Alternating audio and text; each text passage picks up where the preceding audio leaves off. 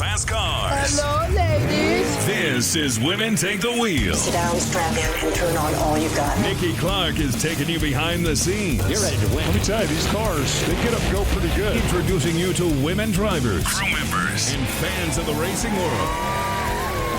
Plus, Nikki is bringing you the latest racing news in Indiana and beyond. We're going to bring it to you from the tower as they get ready to pull into the beam. From the All Indiana Podcast Network. All right, strap yourselves in. Getting off the track and in your ears. This is Women Take the Wheel. Come on, baby. With your host, Here we go. Nikki Clark. Hi, I'm Nikki Clark, your host for Women Take the Wheel here on the All Indiana Podcast Network. On this episode, I'm joined by Karen Bailey-Chapman from SEMA. She's their Senior Vice President of Public and Government Affairs. You see, when most people hear SEMA, they just think about the big trade show, but they do way more than that. Find out what Karen and her team are doing at the local, state, and federal government level to help the motorsports industry. You may be surprised to find out how their work behind the scenes is helping protect fans, racing series, tracks, and small business owners. So stay tuned.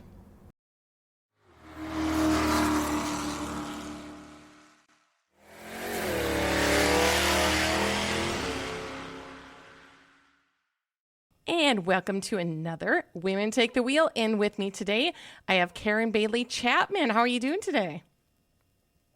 I'm doing great. How are you? I am doing wonderful. And you have kind of a long title, so I want to make sure I get it right. But you're the you're the Senior Vice President of Public and Government Affairs for SEMA, basically, Specialty Equipment Market Association. Correct. Exactly. So short form is I head up all of our advocacy work. So that's the easy way to put it. Yeah. And the thing that I'm loving about talking to you today is that I don't know if a lot of people realize just how much advocacy work that you all do at SEMA. I mean, most people, you throw out the word SEMA and they're like, oh yeah, that big show out in Vegas. And I'm like, yeah, it's more than 2 weeks. You know, you guys do a lot more than that. And so just give us a little brief overview of what you do in that position. Sure. So we have a team of 12 people actually that work on advocacy all 365 days of the year.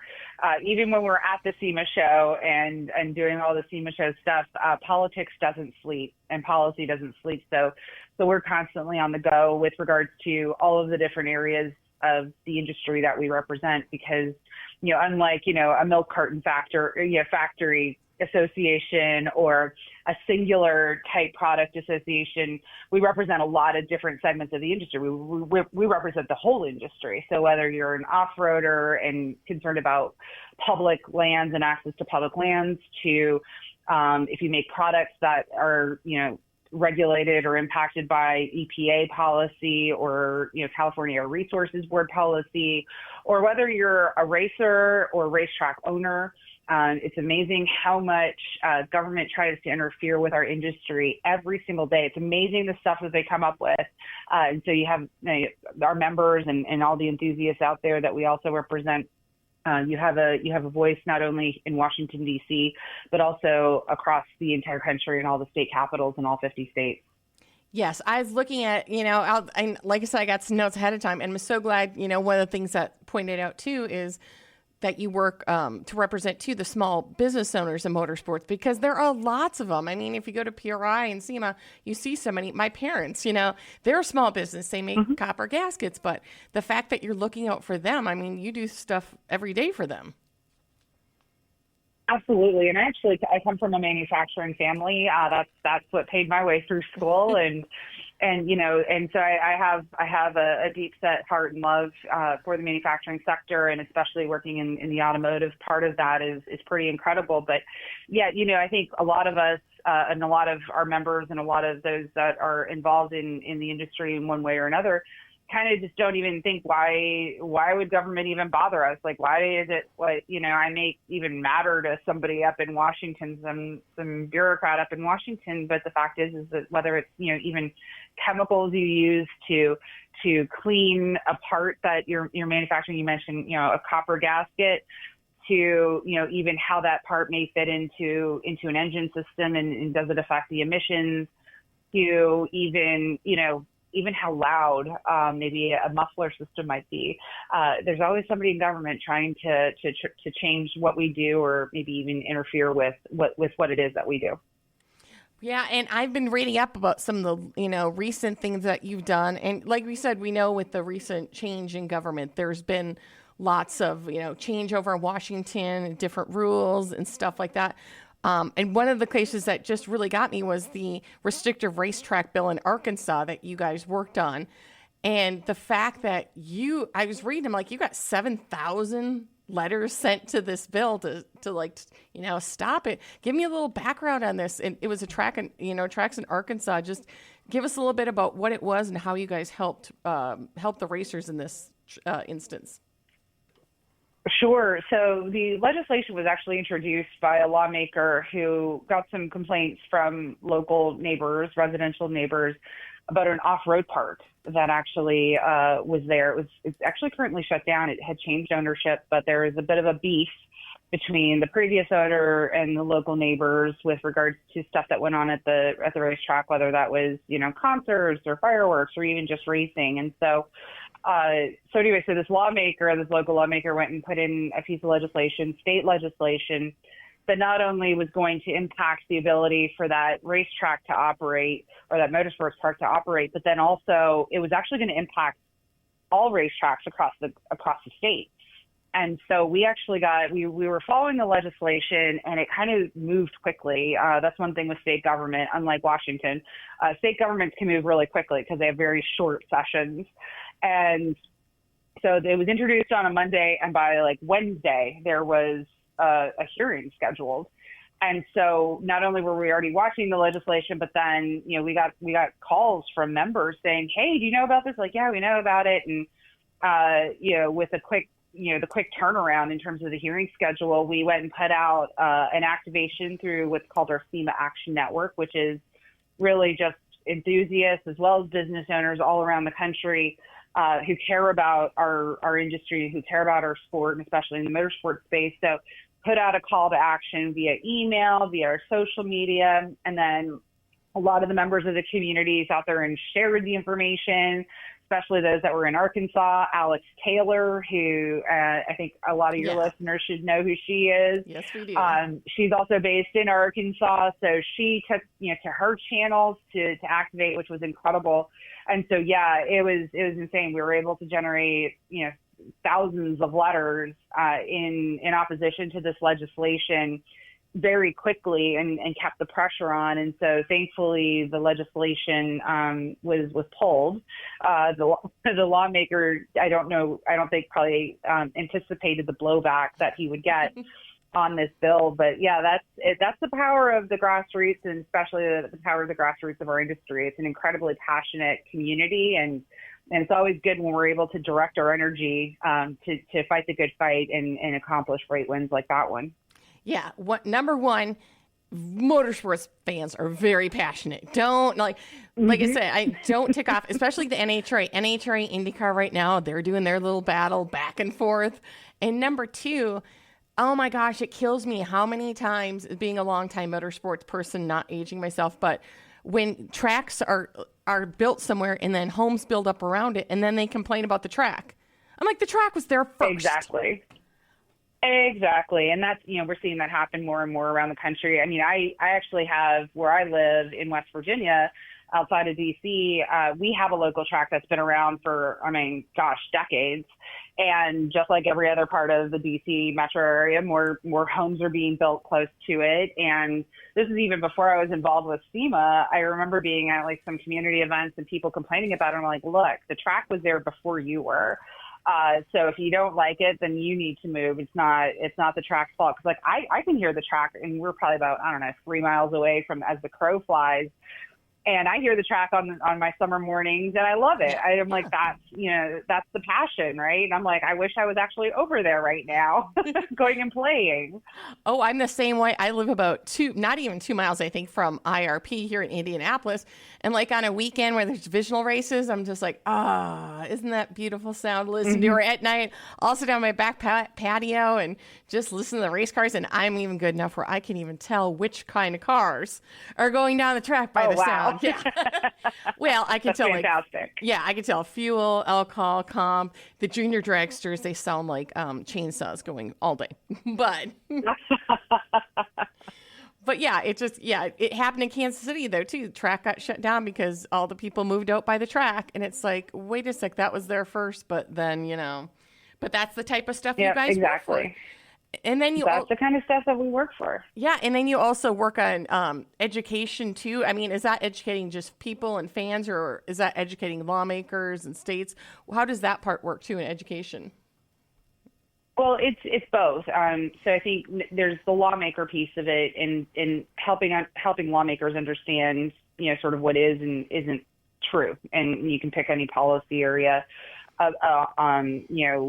that you can talk about, and we talk about maybe sometimes like the unintended consequences of their actions and how it can impact either the businesses that we represent or the enthusiasts that make our industry what it is. And so it's educating lawmakers about how policies can negatively impact small businesses, how they can negatively impact our motorsports community, how they can negatively impact the jobs that we all create, and especially in American manufacturing, which is a big deal. It's always a big deal, but it's an extra big deal these days with the discussion going on.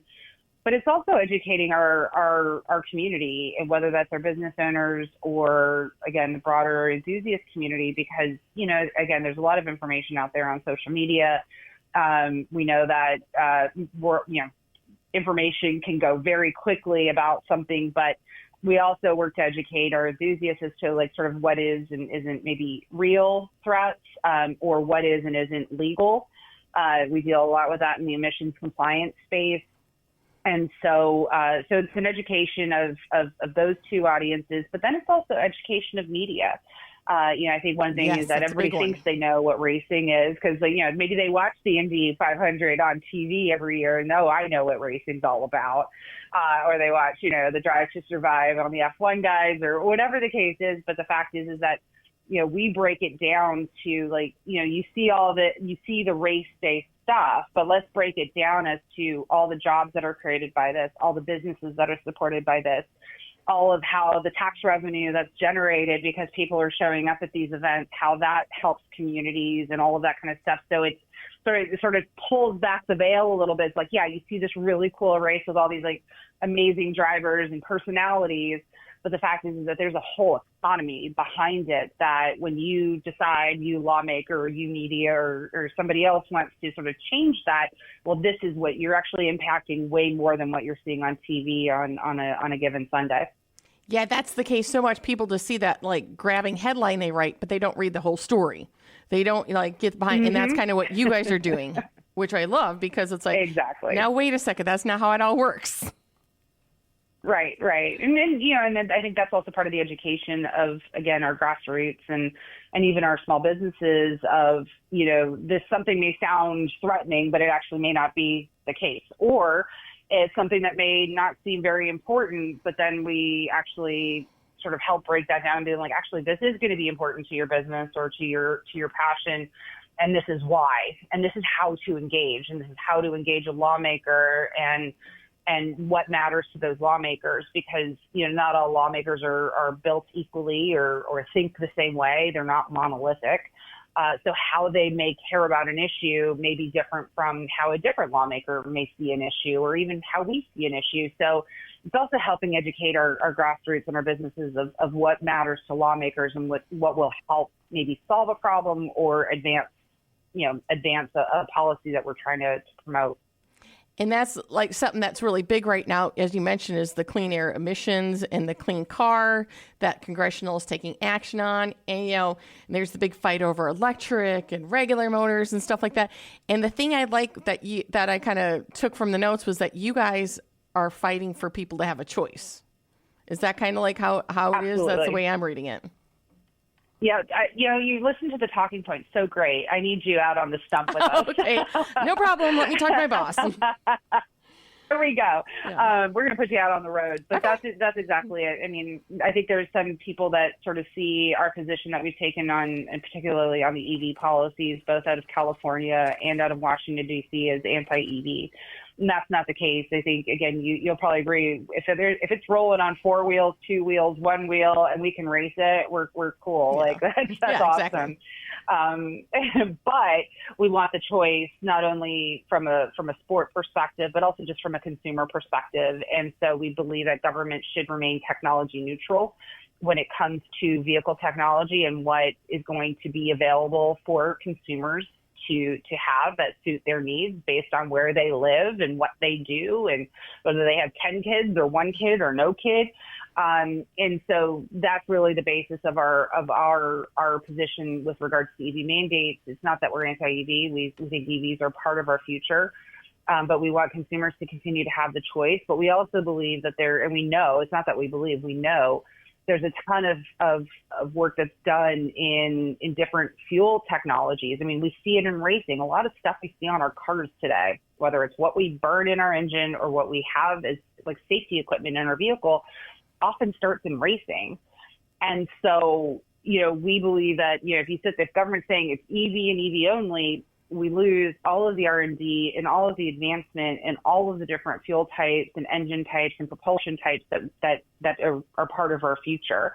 And so we believe this is an important fight to take up so that we can get government back to a more stable space so the automotive industry can actually go do what it does best, and that is innovate. Exactly. And so, okay, here's something else moving on to my notes too is I keep forgetting to bring up, it's SEMA and PRI. And so many people think you are 2 separate entities, but really you're one entity, correct? That's correct. So SEMA acquired PRI probably about 12 years ago now, I think. And so, when we purchased PRI, it was, for just a trade show. But one of the things that we've really done, especially over the past few years with PRI, is really take it beyond just a trade show. And again, creating that advocacy arm to help protect the sport and all of the businesses that depend on the future of the sport. So taking it from just being a trade show that, everybody shows up to once a year to, again, having that year-round impact and adding the advocacy arm to that so that we can also advocate for our industry, again, here in Washington or all around the country. Yeah, and one of your PRI headquarters is here in Indianapolis, which I've been to in walking distance from Indianapolis Motor Speedway, which we need to get to, yes, apparently. It is. I've heard you have not been there for the Indy 500. Not for the Indy 500. Been there for a few other races, and I love Indy. It's a great town, and I love walking into the airport there with just the racing capital of the world, and just feeling that energy. It's such a great town. Yeah, you put that. As somebody who moved here, not from here, and same thing. IndyCar now, it's just like motorsports. It's in your blood now. You move here, and it's head on. Like my mug right next to me is black and white checkered. It's checkered flag, everything. That's fantastic. And now let's get a little bit more about what you do. Were you a car person before you started working for SEMA? I was. I consider myself really lucky as one of those folks who, obviously my professional life was here in Washington, D.C. as a professional public affairs person, lobbyist, and so forth. There's a rare moment in this town, and not a lot of us get to do it, where our passion actually gets to meet up with our profession. And so when I got a call about this position opening up at SEMA, I was like, oh my God, you've got to be kidding me. This is great. And it's not that I wasn't passionate about issues I'd advocated before. I like to win. So that's kind of my common theme in what I like to do. But the fact that I got to come to an organization where I not only want to win and win for the industry, but also because it is a deep-seated passion for me. I'm an off-road person. I'm a Jeep person. I started actually riding ATVs and then graduating to Jeeps. And so I've had the opportunity to do that. And then I actually raced in my first on-pavement race with a performance vehicle with a sports car this past summer. So I got to scratch that itch as well. I love it, because that's the thing I love too, is that you are a prime example of somebody you wouldn't think about has a traditional motorsports job. You're still in this important part of the industry, even though you're not like a driver working on a crew. I mean, you're a great example of that, like that you get to do motorsports and a different kind of career. Yeah, exactly. It's really kind of funny, the reactions I get in Washington, and I've been working in Washington for over 20 years, so obviously have a pretty big network here. But when I meet people here and they find out that I'm also an off-roader, especially, and they're like, "I'm sorry, you do what?" And it's like, yes. Not only do I represent them in the day, at night, this is what I do. I actually don't do it at night very often, but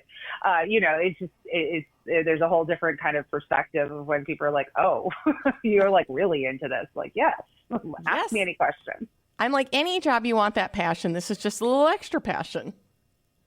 Exactly. And, it's funny because people also love the opportunity to go give it a shot too. Because it's racing, especially on the racing. Actually, I think on both sides, both off-road and on racing, it's a little intimidating if you're not part of it from an early age or, just generally speaking. And so I think also finding the opportunity to introduce people to it and show them that, it could be just as, entering the sport can be just as easy as, a track day at your local regional track. And it's really not as far out of reach as you think. You can take your street vehicles onto it. And so I love having the opportunity to open those doors for people to experience it and to feel and to know, to be comfortable and show and demonstrate how welcoming our community is, and helping them scratch that itch that they've always kind of, been curious about, but we're never really sure how to go check it out and take advantage of the opportunity to give it a try.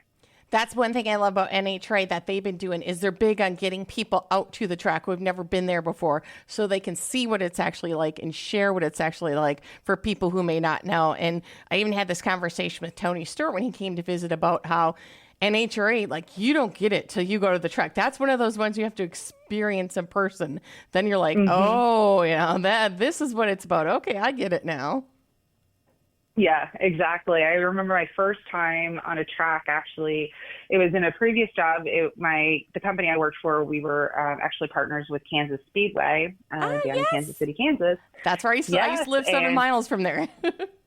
Oh, awesome. So I actually I worked for the casino company that built the casino on turn 2 of the Speedway. Yes. And so I got to hang out with the ISC folks quite a bit, worked very closely with them when it was ISC. And so we had some kind of event in which we brought lawmakers to the track, and we had the Richard Petty driving experience. And so that was my first time getting to go in one of like that level of race car at that speed. And I was like, it's both the most thrilling and the most terrifying time of my life. But it was awesome. And of course, being in the driver's side of a driver, or excuse me, the passenger side of it with a driver who I trusted. But when you feel like when that tire is barely hanging onto the asphalt, that's just like a really amazing feeling. Oh, what's funny is I did the same Richard Petty experience at Kansas Speedway myself. So I don't even know if it was the same weekend, but yeah. So I did mine out too. That's where I gained a lot of extra respect for NASCAR too, because people are like, oh, you just go in circles. And then I got in that car, and for us, we actually did it as a media competition where we had to do like the whole pit maneuvers and everything, and raced against the other media. Wow. But until you get in there, you're like, oh, okay, this is really cool. Now I get it. Exactly. And whether you're going in a straight line or an oval, there's a whole science and art to doing what you're doing. And it's just once you experience that firsthand, there's nothing like it. Yeah, and in that case, too, that track was one of those they will build it and come things where it's like where people, opposite of people not complaining about the noise and everything like that, they ended up actually building more out there, building the mall, building the baseball stadium, the soccer stadium. I mean, that was a great success for build it and they will come type of things.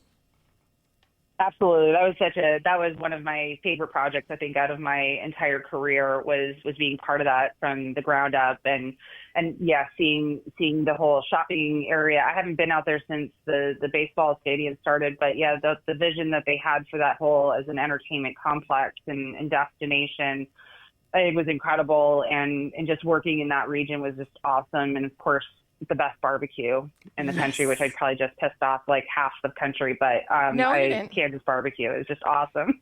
Thank you. No, because at Kansas City barbecue, I fight everybody all the time. Don't get me started. I am I like O'Brien's in Kansas City Joe's is my go-to. Yeah. And Fiorella's. I'm Yeah, sorry. Joe's is my I'm sorry, favorite. Fiorella's. That's my girl. Jack Stack. Yeah. If you know, yeah, you know. Exactly. Yeah, no. Yeah, Joe's was always, I used to go to the original gas station in Kansas City, Kansas. Especially if I had a chance to, depending on my flying back to, at the time I was based in Pennsylvania, and so if I really wanted to win some points with my coworkers, I'd go get takeout from Joe's and fly it home, and everybody had a great lunch the next day. It is the best. And that's another thing too I kind of bring up is people who want careers in motorsports. Your previous job also ended up playing a part, and you're getting a job in motorsports. Exactly. I didn't grow up in a racing family per se. Some of my cousins raced and did stuff, did a lot of stuff at our local track where I grew up. But I did grow up in a car town. I grew up in a GM town. So, cars have always been very central to my life. And it was just, again, joining SEMA was just kind of like I was coming home again. And, realizing even the moment that even though I've always loved cars and, I always have been adding, stuff to my collection, or even when I had to buy a practical car, I always made sure it had a turbo engine in it. The fact is that, I am part of this larger community, even if I'm not a professional racer. The fact is that, we are a community that has a very big umbrella and welcomes a lot of people. And I think one of the things that was interesting about growing up in the car town that I grew up in is the fact that I grew up at a time in history where sort of people had this notion that the automotive industry was dead. This is when, a lot of stuff was being offshored and the plants were closing and, everybody in my town pretty much either worked at the paper plant or the GM plant. And so, there were always sort of layoffs and all that kind of stuff. And so I think that was just such a unfortunate time in history because, we were kind of just told it's dead. But, you look at the automotive sector today, whether you're on the OE side or you're on our side, the aftermarket and the racing side, I think the industry is alive and well. And there's just so many places where people can find a place for what they, to be tied to the passion, but not necessarily in the traditional ways that we've always thought of it. Perfect. And now this is the part of the show where I always ask you, because like I said, part of my goal here is to teach girls and young girls and how to get into this business, how to find careers in motorsports. What kind of advice would you give to somebody who wants to get a job in motorsports and, coming from a non-traditional like racing job for your part? What kind of advice would you give them? I think I would give the advice the same way as I would say somebody coming to Washington that was interested in a job in Washington. And that is, always be willing to take the opportunities of the doors that are open to you. And it may not be what you think, you wanted to do or what the job that you think you want to have, but take the opportunity when a door is open to you and utilize that to learn, not only learn the craft, but then also to develop the relationships so that it can take you to the next level or cut your path in somewhere else within the industry. So I think always be open-minded and willing to take on new opportunities and look, this is a very friendly industry. I don't care what anybody says, even if Tony Stewart, is known for punching people, but at the end of the day, it's a very friendly industry and a very welcoming industry. And so I think always take the opportunity for the doors that are open to you, and you just never know what you're going to find on the other side. And I think 9 times out of 10 it's a pretty awesome find when you go through that door.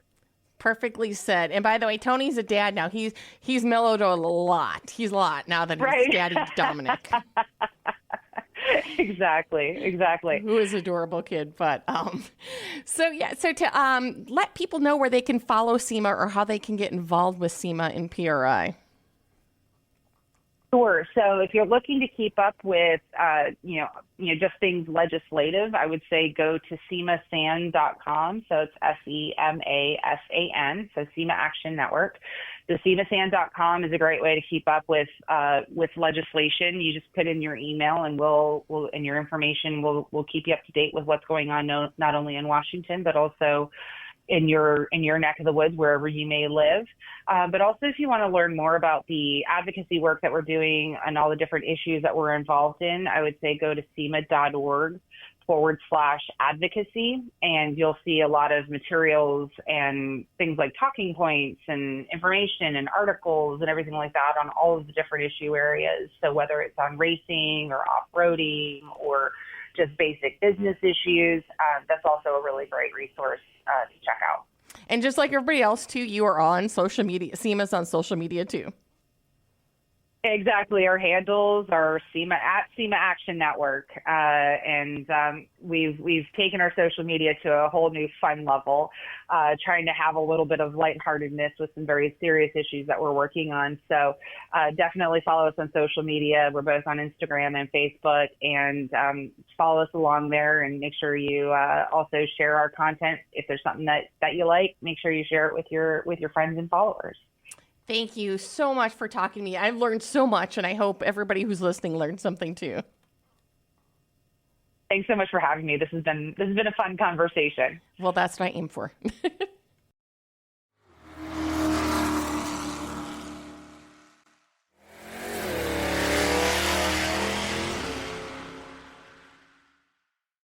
Thank you again to Karen for talking to me, and thanks again for listening. I'm Nikki Clark, and this is Women Take the Wheel. Be sure to connect and follow on Facebook when you search for Women Take the Wheel podcast. And be sure to follow and subscribe to this podcast right now on the All Indiana Podcast Network. From the All Indiana Podcast Network, this is Women Take the Wheel with Nikki Clark. Follow and subscribe to this podcast now and discover even more great podcasts on the All Indiana Podcast Network. Online at allindianapodcastnetwork.com. allindianapodcastnetwork.com.